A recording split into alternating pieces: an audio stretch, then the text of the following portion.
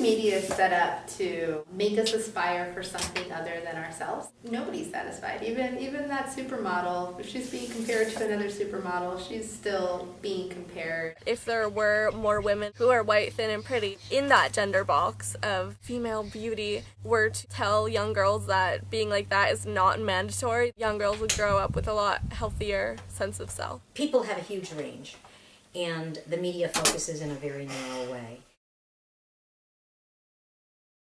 All these people are making a fortune. They're making a fortune on, you can fix your eyes, you can fix this, you can fix this, you can fix this. And why? So that you don't look like me as a 70-year-old woman? It's both men and women. The men are gorgeous, like these Italian Adonises, and they're advertising a watch. But they're dressed usually. And the women are just like, what is she advertising? How can we as women accept how we look? Youth culture is not idealized. That the whole culture and what we're presented with on TV is not just golden girls, but it's women who have some smarts and compassion, and those kinds of values are honored. I think it should be part of our education. The ads that I watched during this 1-hour program, how many acts of violence, how many acts of overt sexuality, how many acts of females making a choice and making a difference, how many acts of a female being put down. If we had those kinds of statistics and we could look at things critically like that, I think it could turn us around.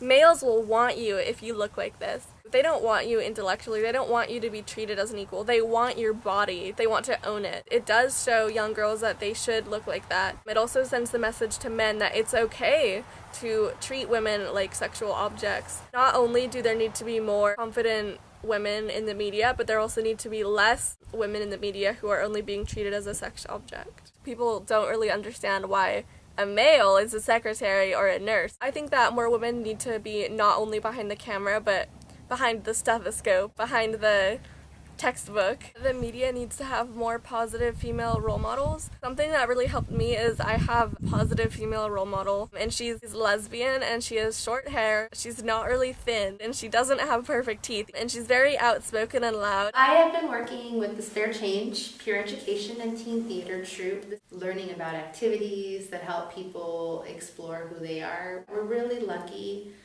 being women in the United States. Even though it's hard, we still have so much privilege over women in other countries. And to not take for granted that opportunity, that even our grandmothers didn't have the same opportunities as we do. We don't have to limit ourselves, that we can be and become whoever we want to be and become. Images of women, and it's all physical, and yet nobody's talking about these regular looking women that are day to day in our lives, that have so many more attributes that make them beautiful, that are not physical. There's a lot of stereotypes about women in power that I think are damaging. People might hire what's familiar and what's comfortable, and unfortunately what's familiar and comfortable keeps repeating and telling the same story over and over again. It's when the voices are so on the extreme, they're so loud that you don't even get the chance to hear what's around you or even have that opportunity to step back and look at the bigger picture. Sometimes that's all we can do is create little ripples, but the little ripples that I created have helped create other little ripples and so on. The truth is we do what we're able to do, and if we feel good doing what we're doing, we're making a difference. Everyone's trying to survive in the world, and for some people, the way that they survive is to internalize those messages about what it takes to fit in. I want to steer clear of judging.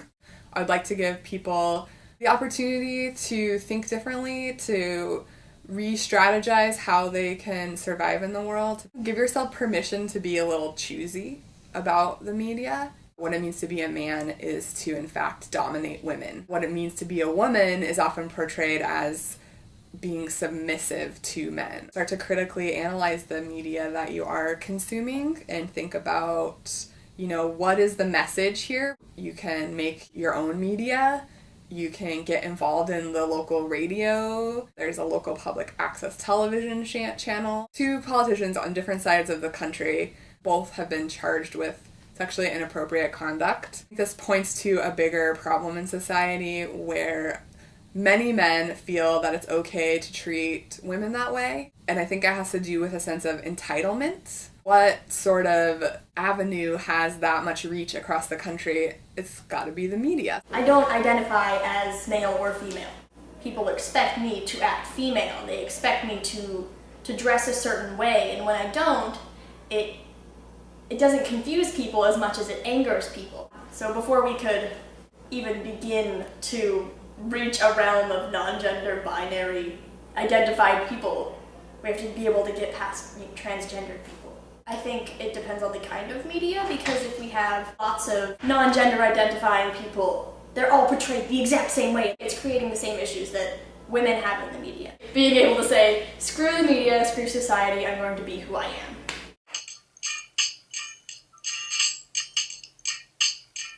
I'm not your average girl from your video, and I ain't built like a supermodel. But let's love myself unconditionally, because I am a queen. Not the average girl from your video. My worth is not determined by the price of my clothes, No matter what I'm wearing.